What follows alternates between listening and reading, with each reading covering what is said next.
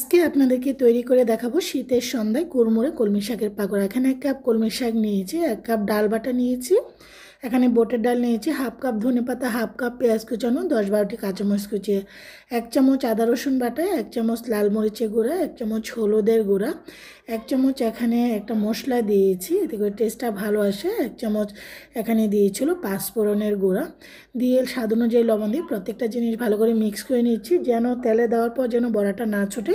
বাইন্ডিংয়ের জন্য এখানে 2 চামচ এখানে আমি দিয়েছিল আটাটা দিয়ে ভালো করে বড়াগুলো এখন গোল গোল করে বানিয়ে নিচ্ছি। শীতের সন্ধ্যায় পরিবারের সবার সাথে এত মজা এই কুড়মুড়ে বড়াগুলো খেতে দারুণ।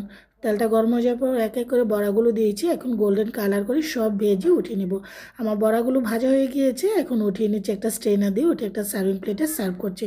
আলহামদুলিল্লাহ এত মজা হয়েছে, আমি কাঁচামরিচ দিয়ে সার্ভ করছি, অসাধারণ হয়েছে। আপনারা ট্রাই করতে পারেন শীতের সন্ধ্যায় অসাধারণ মজাদার বড়া।